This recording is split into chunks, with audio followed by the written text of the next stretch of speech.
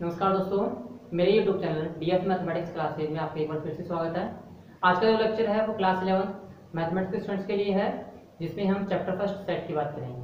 और ये जो लेक्चर है ये आपके चैप्टर फर्स्ट का 11वां लेक्चर है। इस लेक्चर के अंदर हम चैप्टर फर्स्ट के विविध प्रश्नावली के कुछ इंपॉर्टेंट क्वेश्चन सोल्व करेंगे। ठीक है, तो देखिए आज के जो इस लेक्चर के अंदर इंपॉर्टेंट क्वेश्चन में मैंने लास्ट लेक्चर के अंदर तो सिर्फ इस एक्सरसाइज के 2 ही क्वेश्चन कराए थे, एग्जाम क्वेश्चन नंबर 1 और क्वेश्चन नंबर 2। ठीक है, लेकिन इस लेक्चर के अंदर हम कुछ इंपॉर्टेंट क्वेश्चन की और बात करेंगे, जिनमें से एक क्वेश्चन मैं आपको बताता हूँ कौन सा है, क्वेश्चन नंबर 3। ठीक है, क्वेश्चन नंबर 3 दिया गया है। इस क्वेश्चन नंबर 3 में देखो आपको एक सेट दिया गया है ए। ठीक है, क्वेश्चन नंबर 3 में ए आपको एक सेट दिया गया ए, जिसमें एलिमेंट क्या है 1 4 9 16 25 36 dot dot dot and so on. ठीक है भाई, कहने मतलब एक समुच्चय ए दिया गया है जिसमें अवयवों की संख्या अपरिमित है, और जो इसका जो अवयव है वो अवयव कौन से हैं 1 4 9 16 25 36 और आगे भी ऐसे संख्या मिलेंगे। तो आप देखते हो यहाँ पे 1 को हम क्या लिख सकते हैं 1 के स्क्वायर, यहाँ पे संख्या को पैटर्न दिख रहा है आपको। इन जो समुच्चय के जो अवयव है ना, समुच्चय के अवयव को एक पैटर्न दिख रहा है। इस पैटर्न के अंदर आप देखते हो इस समुच्चय का प्रत्येक अवयव किसी न किसी संख्या का क्या है वर्ग है। ठीक है, समुच्चय का प्रत्येक अवयव क्या है किसी न किसी संख्या का वर्ग है। जहाँ पे 2 4 क्या है 2 का वर्ग, 9 क्या है 3 का वर्ग, 16 क्या है 4 का वर्ग, 25 क्या है 5 का वर्ग और 36 क्या है 6 का। इसी प्रकार जो आगे संख्या आएंगे वो भी क्या आएंगे, वो आगे आने वाली संख्याओं का वर्ग होगी। ठीक है, आप देखते हो यहाँ पे आप देखते हो ये सेट है, स्टार्ट कहाँ से हो रहा है, ये सेट स्टार्ट हो रहा है 1 से। कहने मतलब इस सेट में सबसे छोटा एलिमेंट कौन सा है, सबसे छोटा एलिमेंट है 1, उसके बाद 4 बड़ा एलिमेंट है, उसके बाद बड़ा एलिमेंट 9 है। तो आप देखते हो इसमें सबसे छोटा एलिमेंट 1 है। इस 1 को मैं क्या लिख सकता हूँ, इस 1 को लिख सकता हूँ 1 का स्क्वायर, इस 4 को मैं क्या लिख सकता हूँ 2 का स्क्वायर, इस 9 को मैं लिख सकता हूँ 3 का स्क्वायर, इस 16 में मैं लिख सकता हूँ 4 का स्क्वायर। कहने का मतलब है इस समुच्चय के प्रत्येक अवयव किसी न किसी प्राकृत संख्या क्या है वर्ग है। ठीक है भाई, इस समुच्चय का प्रत्येक अवयव क्या है किसी न किसी संख्या का किसी न किसी प्राकृत संख्या का वर्ग है। ठीक है, तो इस समुच्चय ए को हमें किस रूप में लिखना है, इस समुच्चय ए को हमें नियम रूप में लिखना है। यहाँ पर समुच्चय रोस्टर रूप में दिया गया है, इसको लिखना है नियम रूप में। और लास्ट वाला जो क्वेश्चन था क्वेश्चन नंबर 2, उसमें समुच्चय दिया गया था आपको नियम रूप में, जबकि आपने किस में फाइंड आउट किया समुच्चय रोस्टर रूप में।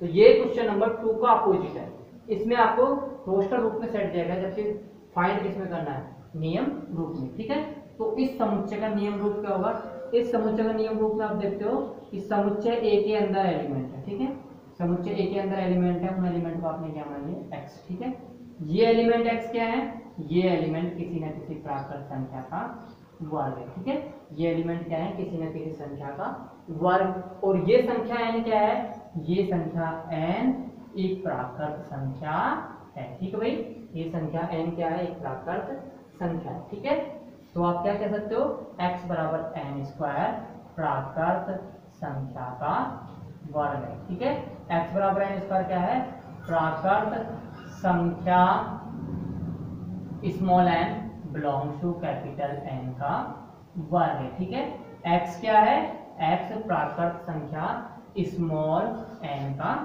वर्ग है। ठीक है भाई, तो इस समुच्चय को नियम रूप में आप क्या कैसे लिख सकते हो, इस समुच्चय को नियम रूप में लिख सकते हो कि a बराबर x सच दैट x बराबर n स्क्वायर प्राकृत संख्या n का वर्ग है। ठीक है भाई, ये उन अवयवों का समुच्चय है जो कि क्या है प्राकृत संख्याओं के वर्ग के बराबर। ठीक है, प्राकृत संख्याओं के वर्गों का क्या है ये समुच्चय है। ठीक है, तो ये क्वेश्चन नंबर 3 का क्या हो गया आंसर। इसमें आपको क्या करना था रोस्टर रूप में सेट किया, इसको नियम रूप में फाइंड आउट करना था। तो ये आपको क्वेश्चन नंबर 3 हो गया। ठीक है, अब उसके बाद देखो क्वेश्चन नंबर 3 है, मैं आपने देखा कि x के यहाँ पे x बराबर n स्क्वायर क्या है प्राकृत संख्या वर्ग है। तो आप इसके अकॉर्डिंग देखते हो तो इस क्वेश्चन का ऑप्शन सी, इस क्वेश्चन नंबर 3 का ऑप्शन सी क्या है करेक्ट है। ठीक भाई, अब उसके बाद नेक्स्ट चलते हैं क्वेश्चन नंबर 4 पर। क्वेश्चन नंबर 4 पे देखते हैं, तो क्वेश्चन नंबर 4 में हमें ये चेक करना है कि निम्नलिखित में से कौन सा सेट अपरिमित है। ठीक है, निम्नलिखित में से कौन सा समुच्चय अपरिमित है। ठीक है भाई, कौन सा समुच्चय अपरिमित ठीक है, तो देखिए कौन सा समुच्चय परिमित है। इसमें ऑप्शन 1 में दिया गया है, ऑप्शन 1 के अंदर दिया गया है एक समुच्चय x जो कि क्या है, जिसमें एलिमेंट x है। ये x क्या है, ये x प्राकृत संख्या है और साथ ही साथ ये x किसका सेटिस्फाई कर रहा है, ये x इस द्विघात समीकरण को सेटिस्फाई कर रहा है। ठीक है, ये x क्या कर रहा है, ये x एक प्राकृत संख्या है, मतलब ये सेट उन प्राकृत संख्याओं x का समुच्चय है जो कि इस समीकरण का क्या है, मूल है या इस समीकरण को सेटिस्फाई करते हैं। ठीक है, इसी प्रकार ऑप्शन बी दिया गया है x such that x belongs to n और x स्क्वायर बराबर क्या है, 4। ठीक है, मतलब उन प्राकृत संख्याओं का समुच्चय है जिनका वर्ग किसके बराबर है, 4 के बराबर। ठीक है, ये सेट क्या है, उन प्राकृत संख्याओं का वर्ग है जिनका ये सेट उन प्राकृत संख्याओं का समुच्चय है जिनका वर्ग कितना है, 4 है। ठीक है, इसी प्रकार तीसरा सेट देखो, तीसरे सेट में आपको दिया गया है अवयव x, और अवयव x क्या है, प्राकृत संख्या है, लेकिन प्राकृत संख्या तो लेकिन किसको सेटिस्फाई कर रही है, ये सेटिस्फाई कर रही है इस इक्वेशन 2x - 1 बराबर 0। ठीक है, ये किसको सेटिस्फाई कर रही है, ये उन प्राकृत संख्याओं का वर्ग है जो कि इस समीकरण को क्या करते हैं, सेटिस्फाई करते हैं। ठीक है, इसी प्रकार ऑप्शन डी देखो, ऑप्शन डी के अंदर एलिमेंट के रूप में x है और x क्या एक प्राकृत संख्या है, साथ ही साथ x प्राकृत संख्या है लेकिन x क्या है, एक अभाज्य संख्या भी है। ठीक भाई, x क्या है, एक अभाज्य संख्या है, x क्या है, एक अभाज्य संख्या है। ठीक है, तो देखो अब आपको बताएं इनमें से कौन सा सेट अपरिमित है। ठीक है, तो इस सेट, सबसे पहले सेट ए की बात करते हैं। ऑप्शन ए की, ऑप्शन ए में एक सेट दिया गया है, उस सेट में एलिमेंट के रूप में x है और ये x क्या है, प्राकृत संख्या, और कौन सी प्राकृत संख्या जो कि इसका मूल हो। तो इसके मूल कौन कौन से निकलेंगे, इसके मूल निकलेंगे 1 और 2। ठीक है, इसके मूल कौन कौन से निकलेंगे, 1 और 2, जहाँ पे 1 और 2 क्या है, प्राकृत संख्या। कहने मतलब है इस सेट का रोस्टर रूप में क्या, ये सेट का रोस्टर रूप क्या है, समुच्चय 1 और 2। ठीक है, फिर इसी प्रकार इस सेट के अंदर एलिमेंट कौन कौन होंगे, इस सेट के अंदर वही प्राकृत संख्या होंगी जिनका वर्ग कितना हो, 4। तो सिर्फ एक कौन सी प्राकृत संख्या है जिसका वर्ग 4 होता है, ओनली एक ही प्राकृत संख्या है 2 जिसका वर्ग कितना होता है, 4। इसी प्रकार ऑप्शन सी में आते हो तो उन प्राकृत संख्या को समझ सकेगा जो किसको सेटिस्फाई करते हो। आपको पता है कि ऐसी कोई प्राकृत संख्या नहीं है जो किसको सेटिस्फाई कर सके, क्योंकि इसका मूल क्या हुआ, 1/2, और जो कि 1/2 क्या होता है, प्राकृत संख्या नहीं होती। तो ये कैसा सेट हो गया, ये आपका एम्प्टी सेट हो गया, ये आपका एकल समुच्चय हो गया। ठीक है, ये कौन सा सेट है, एकल समुच्चय जिसमें केवल एक अवयव है, ये कौन सा सेट है, एम्प्टी सेट है। फिर उसके बाद आते हैं अगले ऑप्शन डी की, ऑप्शन डी में वे प्राकृत संख्याएं जो कि क्या है, अभाज्य है। तो ए अभाज्य संख्याएं कितनी होती हैं, अभाज्य संख्याओं का समुच्चय हमेशा अपरिमित होता है। ठीक है, क्योंकि ढेरों अब इतनी अपरिमित अभाज्य संख्याएं एग्जिस्ट हैं संख्याओं के समुच्चय। ठीक है, अपरिमित अभाज्य संख्याएं एग्जिस्ट है किसके अंदर, संख्याओं के समुच्चय के अंदर। तो ये वाला जो समुच्चय, ये कौन सा समुच्चय है, अपरिमित समुच्चय।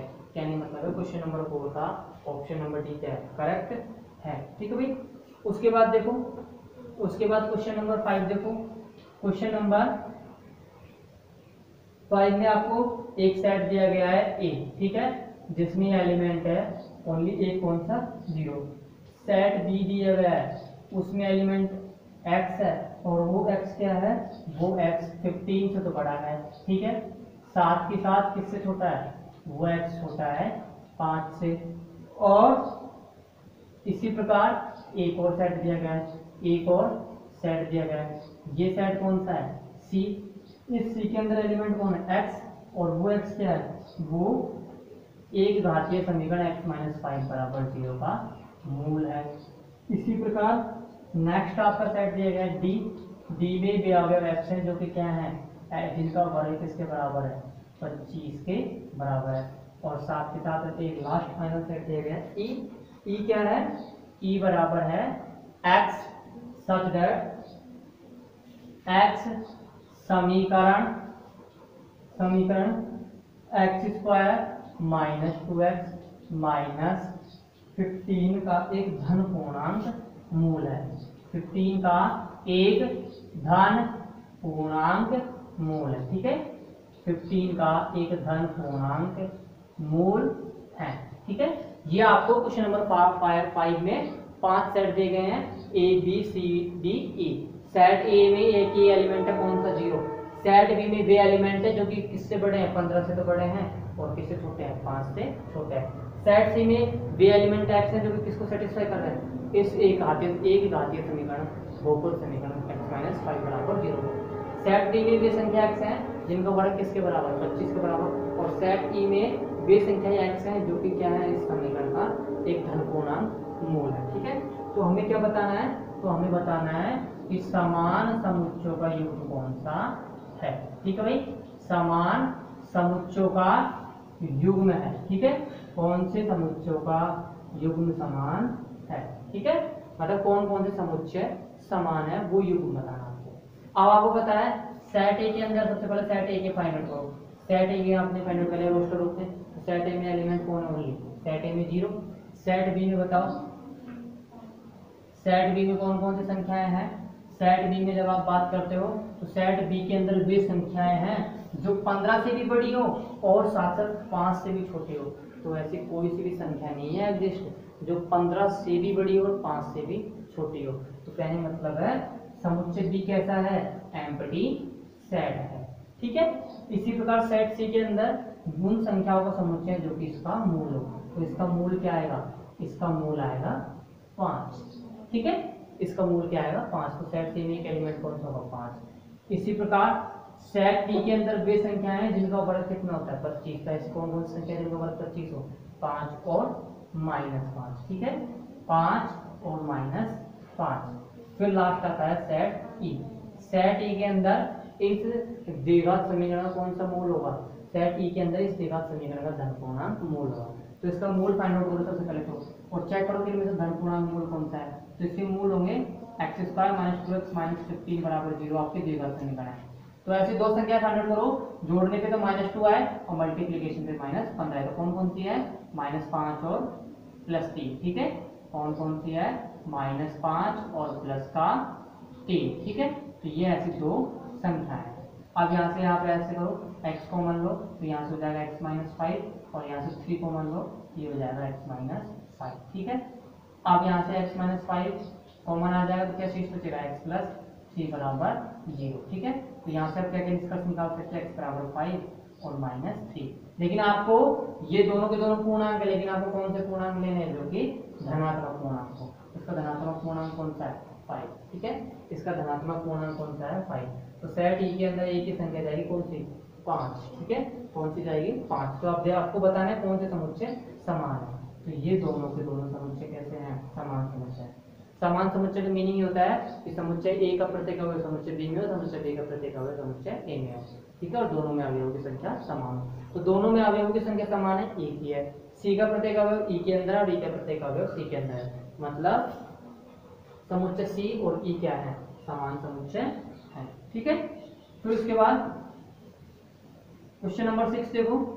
क्वेश्चन नंबर 6 के अंदर आपको एक समुच्चय दिया गया है 5, दूसरा दिया गया है आपको a जिसमें एलिमेंट 1 3, ठीक है।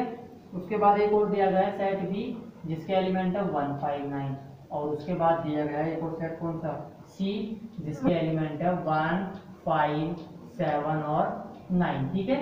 अब आपको बताना है इसमें कि कौन सा सत्य है, कि a सबसेट b सत्य है, ठीक है, या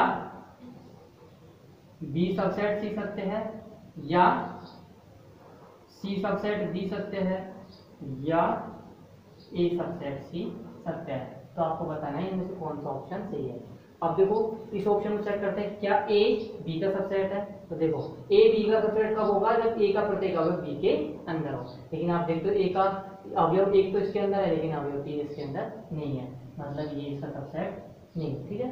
फिर उसके बाद आपको चेक करना है कि क्या b c का सबसेट है।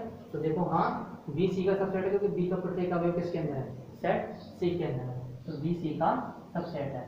आप चेक करो कि क्या c b का सबसेट होगा। सी बी का सबसेट होगा। सी बी का सबसेट कब होगा? जब सी का प्रत्येक समुच्चय किसके अंदर हो? बी के अंदर। सी के अवयव 1 5 9 तो बी के अंदर है, लेकिन ना 7 बी के अंदर नहीं है, मतलब सी बी का समुच्चय नहीं है। ठीक है, और उसके बाद आता है क्या ए सी का समुच्चय? नहीं, क्योंकि तो 3 किसके अंदर नहीं? सी के अंदर नहीं है। तो इसका ऑप्शन बी क्या है? क्वेश्चन नंबर 6 का करेक्ट है।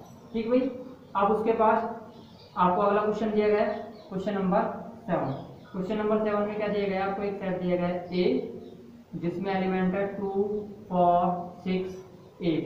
ठीक है, इसी प्रकार सेट बी दिया गया है जिसमें एलिमेंट है 1 4 7 8। ठीक है, और अब आपको क्या फाइंड आउट करना है? आपको फाइंड आउट करना है ए माइनस बी और बी माइनस ए। ठीक है, कौन कौन से सेट फाइंड आउट करना है? ए माइनस बी फाइंड आउट करना है, बी माइनस ए फाइंड आउट करना है। तो ए माइनस बी क्या होता है? ए माइनस बी समुच्चय ए के उन अवयवों का समुच्चय होता है जो कि समुच्चय बी में ना हो। ठीक है, ए माइनस बी समुच्चय ए के उन अवयवों का समुच्चय जो समुच्चय बी में ना हो। तो समुच्चय ए के कौन कौन से अवयव जो बी के अंदर नहीं है? तो चेक करो, देखा समुच्चय ए के कौन कौन से अवयव जो बी के अंदर नहीं है? 2 बी के अंदर नहीं है, 6 बी के अंदर नहीं है, 4 और 8 किसके अंदर है? ठीक है, तो ए माइनस बी क्या हो जाएगा? ए माइनस बी हो जाएगा 2 6। ठीक है, इसी प्रकार समुच्चय बी वन से फाइंड आउट करना है, तो बी वन से फाइंड आउट करने के लिए आपको क्या फाइंड आउट करना पड़ेगा? कि समुच्चय बी के वे अवयव ज्ञात करने हैं जो कि समुच्चय ए में ना हो। समुच्चय बी के उन अवयवों का समुच्चय जो समुच्चय ए में ना हो। तो कौन कौन से अवयव समुच्चय के जो इसमें नहीं है? 1 और 7 इसमें नहीं है, 4 और 8 है, तो बी माइनस ए हो जाएगा 1 और 7। ठीक है, तो ये आपका क्वेश्चन नंबर 7 कंप्लीट होता हुआ। फिर उसके बाद देखो क्वेश्चन नंबर 8। ठीक है, क्वेश्चन नंबर 8 को हमें किसके द्वारा चेक करना है? क्वेश्चन नंबर 8 को हमें चेक करना है वैन आरेख के द्वारा। ठीक है, दिया नहीं है लेकिन फिर भी आपको चेक करने में सिंपल रहेगा। अगर क्वेश्चन नंबर 8 को अगर आप ऐसे चेक करो तो क्वेश्चन नंबर 8 को आपको वैन आरेख के द्वारा चेक करना, तो भी आपका आंसर इजीली फाइंड आउट हो जाएगा और सिंपल वे में। ठीक है, क्वेश्चन नंबर 8 दिया गया है कि निम्नलिखित में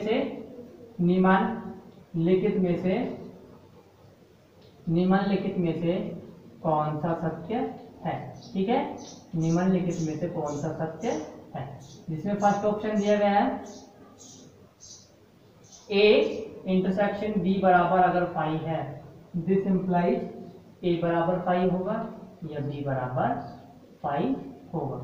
फिर ऑप्शन बी है ए माइनस बी बराबर अगर फाई है, ए माइनस बी बराबर फाई है, तो ए किसका सबसेट होगा? ए सबसेट होगा बी का। ठीक है, ए माइनस बी क्या है? फाई के बराबर है, तो ये किसके, तो ये क्या होना चाहिए? ए सबसेट होना चाहिए बी का। ठीक है, इसी प्रकार थर्ड है ए यूनियन बी बराबर फाई है, तो आप क्या कह सकते हो कि क्या ए बी का सबसेट होगा? ठीक है, और फोर्थ है इनमें से कोई नहीं। ठीक है, इनमें से कोई नहीं। तो देखो कैसे करना है, आपको ये लेके चलना है जब, ठीक है, ए इंटरसेक्शन बी बराबर फाई है तो आपको समझना है। अब देखो ए इंटरसेक्शन बी बराबर फाई है, तो क्या ए बराबर फाई है, बी बराबर फाई होगा? ठीक है, देखो कैसे, आप ऐसे करो, सेट ए में एलिमेंट मान लो 1 2 3 और सेट बी में मान लो 4 5 6। ठीक है, सेट ए में आपने एग्जाम्पल लेके चलना है इसको। ठीक है, एग्जाम्पल लेके भी चलो तो भी आपको सही हो जाएगा। सेट ए मान लिया आपने 1 2 3, सेट बी मान लिया आपने 4 5 6। तो क्या दोनों का इंटरसेक्शन फाई आ रहा है? हाँ, दोनों का इंटरसेक्शन फाई आ रहा है, लेकिन आप देखते हो कि दोनों एम्प्टी सेट है? नहीं है, इसमें भी 3 एलिमेंट, इसमें भी 3 एलिमेंट है, मतलब ये ऑप्शन करेक्ट इनकरेक्ट हो गया। ठीक है, अब उसके बाद है a माइनस बी बराबर क्या है? फाई है। a माइनस बी बराबर क्या होना चाहिए? फाई होना चाहिए। अगर a माइनस बी बराबर फाई है तो क्या आप कह सकते हो कि a सबसेट होगा b का। ठीक है, देखो a बराबर आपने ले लिया 1 2 3, ठीक है, और b बराबर आपने ले लिया 4 5 6। अगेन यही एग्जाम्पल ले लो। ठीक है, अब आप देखो कि a माइनस बी क्या आ रहा है? a माइनस बी, सॉरी देखो 5 होना चाहिए। आपने मान लिया कि a बराबर क्या है? 1 2 3 4। ठीक है, और b बराबर क्या है? b बराबर आपने मान लिया 1 2 3 4 ठीक और 5 ठीक है। या आपने सेट ए मान लिया या आपने सेट बी मान लिया। अब a minus B find out करो। a माइनस बी के अंदर कौन कौन से अवयव होंगे? a माइनस बी के अंदर समुच्चय a के भी अवयव होंगे जो समुच्चय b में नहीं होंगे ठीक है। तो a माइनस बी क्या होगा? a माइनस बी यहाँ से फाइंड आउट करते तो क्या आ रहा है 5। a माइनस बी 5 आ रहा है तो आप क्या कह सकते हो यहाँ से a माइनस बी 5 आ रहा है और आप देख रहे हो कि a किसका सबसेट है b का। तो आप क्या कह सकते हो जब a माइनस बी अगर 5 हो तो a किसका सबसेट होगा? a सबसेट होगा b का ठीक है। मतलब आपको ऐसे एग्जाम्पल लेके चलने हैं जिनमें चेक करना है कि ये सत्य है तो ये भी सत्य होना चाहिए। अगर ये सत्य है और ये सत्य नहीं हो रहा था वो ऑप्शन इनकरेक्ट हो गया, और अगर ये सत्य हो गया तो वो ऑप्शन करेक्ट हो गया ठीक है। तो आप देख रहे हैं यहाँ पे a माइनस बी 5 आ रहा है, जबकि a माइनस बी 5 आ रहा है तो आपको ये भी मिल रहा है कि a किसका सबसेट मिल रहा है? b का सबसेट मिल रहा है। मतलब ये वाला ऑप्शन करेक्ट है। तो ये इनकरेक्ट हो गया, ये भी इनकरेक्ट हो गया ठीक है। तो ये आपका क्वेश्चन 8 कंप्लीट होता हुआ ठीक है। अब उसके बाद देखो, अब उसके बाद दिया गया है क्वेश्चन नंबर 9 ठीक है। उसके बाद आपको दिया गया है question number 9।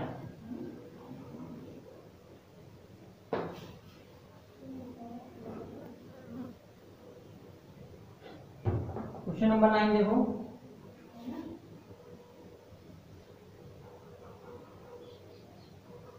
a intersection b बराबर क्या है 5 है। आपको दिया गया है कि a इंटरसेक्शन b बराबर 5 है तो आपको बताना है कौन सा इनमें से सत्य है ठीक है। तो सबसे पहला दिया गया है a माइनस बी बराबर क्या होगा 5, b दिया गया है a माइनस बी बराबर a, c दिया गया है a यूनियन b बराबर 5 और d दिया गया है a माइनस बी बराबर b ठीक है। तो ये आपको बताना है कि अगर किन्हीं भी दो सेटों का इंटरसेक्शन पाई है तो क्या इनमें से कौन सा सत्य है। अब इसको करना है आपको वेन आरेख के द्वारा ठीक है। तो वेन आरेख में आप ऐसे करो, सबसे पहले सार्वत्रिक समुच्चय ले लो u ठीक है। वेन आरेख में आपने मान लिया u क्या है सार्वत्रिक समुच्चय, इसको किससे रिप्रेजेंट करोगे? इसको रिप्रेजेंट करोगे आयत से ठीक है। तो यह आपने मान लिया सार्वत्रिक समुच्चय। इसमें दो सेट मान लिया आपने कौन कौन से a और b ठीक है। ये a हो गया और ये b हो गया। अब आप देखो आपको क्या दिया गया है कि आपको दिया गया है a इंटरसेक्शन b बराबर क्या है 5। तो मैं देखो तो उसी के अकॉर्डिंग दिए हैं यहाँ पे a और b का इंटरसेक्शन क्या है 5 आ रहा है क्योंकि दोनों में प्रतिच्छेद नहीं कर रहे, दोनों में कोई भाग वनिष्ठ नहीं है तो इन दोनों का प्रतिच्छेद इन दोनों का इंटरसेक्शन 5 आ रहा है ठीक है। अब आपको बताना है कि इनमें से कौन सा ऑप्शन सत्य है। जब a इंटरसेक्शन b बराबर 5 है तो आपको बताना है इनमें से कौन सा सत्य है। तो चेक करो कि क्या ये सत्य है कि a माइनस b बराबर 5 होगा, a माइनस b बराबर 5 होगा। देखो a माइनस b के अंदर कौन से अवयव होंगे? समुच्चय a के वे अवयव जो कि b के अंदर ना हो ठीक है। समुच्चय a के अंदर आपने कौन से अवयव मान लिए? आपने मान लिए 1 2 3। समुच्चय b के अंदर आपने मान लिए 4 5 6 ठीक है। अब आप देखते हो दोनों का इंटरसेक्शन क्या आ रहा है? दोनों का इंटरसेक्शन आ रहा है 5 ठीक है। दोनों का इंटरसेक्शन 5 आ रहा है तो आप देखते हो कि a माइनस बी क्या है? a माइनस बी 5 के बराबर नहीं आ रहा। a माइनस बी किसके बराबर आ रहा है? a के बराबर ठीक है। a माइनस बी किसके बराबर आ रहा है? a के। तो यहाँ से कौन सा ऑप्शन करेक्ट है? ऑप्शन नंबर बी ठीक है। अब उसके बाद देखो नेक्स्ट, उसके बाद आपको क्वेश्चन नंबर 10 दिया गया है। क्वेश्चन नंबर 10 सिंपल सा है, सिर्फ आपको ये बताना है कि इसमें छायांकित भाग कौन सा है ठीक है। इसमें आपको सार्वत्रिक समुच्चय दिया गया u, ये समुच्चय a, ये समुच्चय b और इसमें ये वाला भाग छायांकित किया गया है। तो बताना है कौन सा भाग है ठीक है। आपको ये बताना है कौन सा भाग है, a यूनियन b है ये, या a इंटरसेक्शन b है ये, या a माइनस b है ये, या b माइनस a ठीक है। मैंने आपको बताया था वेन आरेख के द्वारा जब भी दो समुच्चय को यूनियन करते हैं तो कौन कौन से पोर्शन आएंगे? एक तो ये पोर्शन, एक ये वाला और एक ये वाला। तो ये इसमें तो सिर्फ कौन सा आ रहा है? सिर्फ ये पार्ट आ रहा है तो ये ऑप्शन इनकरेक्ट हो गया। ए इंटरसेक्शन बी में कौन सा आता है? ये वाला पोर्शन, तो ये भी नहीं है। ये वाला कौन सा पोर्शन है? ये वाला पोर्शन a माइनस बी ठीक है। मैंने बताया था ये तो कौन सा हो जाएगा a माइनस बी, ये कौन सा हो जाएगा b माइनस ए और ये वाला हो जाएगा a इंटरसेक्शन b ठीक है। ये कौन सा पोर्शन है? a माइनस बी ठीक। अब उसके बाद देखो उसके बाद आपको एक क्वेश्चन नंबर 11 दिया गया जो कि आपको सोल्व कर लेना। सिर्फ दो समुच्चयों को क्या निकालना है आपको, अंतर निकालना है। ठीक है, क्या करना है आपको, दो समुच्चयों का अंतर समुच्चय निकालना है। ठीक है, फिर उसके बाद दिया गया आपको क्वेश्चन नंबर 12। क्वेश्चन नंबर 12 दिया गया है और उसमें बताना है कि निम्नलिखित कथनों में से सत्य कथन है। निम्नलिखित कथनों में सत्य कथन है। सत्य कथन है, आपको ये बताना है कि इनमें से कौन सा स्टेटमेंट करेक्ट है। ठीक है, जिसमें फर्स्ट स्टेटमेंट दिया गया आपको 2, 3, 4, 5 तथा 3, 6 असंयुक्त समुच्चय। ठीक है, 3, 6 असंयुक्त समुच्चय। सेकंड है A, E, I, O, U तथा A, B, C, D असंयुक्त समुच्चय। ठीक है भाई, फिर नेक्स्ट है C, 2, 6, 10, 14 तथा 3, 7, 11, 15 असंयुक्त समुच्चय। और D है 2, 7, 10 और 3, 7, 11। ठीक है, 3, 7, 11 असंयुक्त समुच्चय। ठीक है, तो आपको बताना है इनमें से कौन से असंयुक्त समुच्चय है। तो आपकी डेफिनेशन शायद नहीं लिखाई है, तो आप ध्यान रखना, आपको दो सेट दिए गए हैं ए और बी। ठीक है, तो दोनों समुच्चय असंयुक्त समुच्चय कहलाते हैं यदि उनमें कोई भी अवयव घनिष्ठ ना हो। मतलब उन दोनों का इंटरसेक्शन किसके बराबर हो, उन दोनों का इंटरसेक्शन बराबर हो पाई के। दो समुच्चय असंयुक्त समुच्चय कहलाते हैं यदि उनका इंटरसेक्शन किसके बराबर आ रहा हो, पाई के बराबर आ रहा हो। तो सिर्फ आपको चेक करना है कि इनमें से किसका इंटरसेक्शन पाई के बराबर आ रहा है। इन दोनों का इंटरसेक्शन लो तो क्या आ रहा है, इन दोनों का इंटरसेक्शन पे आ रहा है एलिमेंट 3। ठीक है, तो ये असंयुक्त समुच्चय नहीं होंगे। इन दोनों में इंटरसेक्शन लेते तो कौन कौन से एलिमेंट्स आ रहे हैं इंटरसेक्शन में, एलिमेंट ए आ रहा है, मतलब ये कैसा समुच्चय है, असंयुक्त समुच्चय नहीं है। और ये कैसा समुच्चय है, ये असंयुक्त समुच्चय क्योंकि इनमें कोई भी एलिमेंट सेम नहीं है। और ये कैसा समुच्चय है, ये असंयुक्त समुच्चय नहीं है क्योंकि कौन सा एलिमेंट कॉमन आ रहा है, एलिमेंट 7 कॉमन आ रहा है। ठीक है, तो ये आपका क्वेश्चन नंबर 12 कंप्लीट होता होगा। उसके बाद देखो नेक्स्ट है क्वेश्चन नंबर 13। ठीक है, उसके बाद है क्वेश्चन नंबर 13। क्वेश्चन नंबर 13 में आपको यू दिया गया है सार्वत्रिक समुच्चय जिसमें एलिमेंट है 1, 2, 3, 4, 5, 6। ठीक है, 6 एलिमेंट दिए गए। सेट ए में कौन कौन से एलिमेंट दिए गए हैं, 2 और 3। और सेट बी में एलिमेंट दिए गए हैं 3, 4 और 5। तो हमें बताना है कौन सा सत्य है। ठीक है, हमें क्या बताना है कि इनमें से कौन सा सत्य है। तो देखो पहला ऑप्शन दिया गया है आपको ए यूनियन बी बराबर, ए यूनियन बी का कॉम्प्लीमेंट बराबर 2, 3, 4 और 5। ऑप्शन बी है बी माइनस ए बराबर 4, 5। ठीक है, ऑप्शन सी है ए माइनस बी बराबर 2, 4, 5। और ऑप्शन डी है ए यूनियन बी बराबर 3।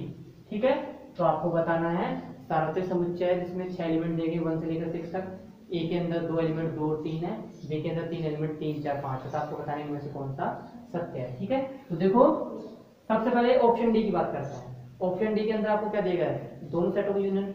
दोनों सेटों का यूनियन इस सेट के बराबर है नहीं, तो दोनों सेटों का यूनियन करते हो तो क्या आ रहा है 2, 3, 4, 5 आ रहा है, जबकि यहाँ पे कौन सा एलिमेंट होंगे 3। तो ये वाला ऑप्शन इनकरेक्ट होता हो। ठीक है, अब ऑप्शन सी की बात करते हैं। ऑप्शन सी के अंदर आपको क्या फाइंड आउट करना है, ए माइनस बी। तो ए माइनस बी किसके बराबर आ रहा है 2 4 5 के। आप चेक करोगे क्या a माइनस बी 2 4 5 के बराबर आ रहा है।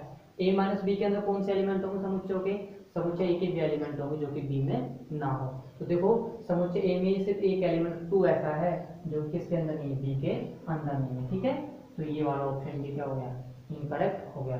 a माइनस बी किसके बराबर आ रहा है, a माइनस बी बराबर आ रहा है आपके किसके 2 के, ठीक है।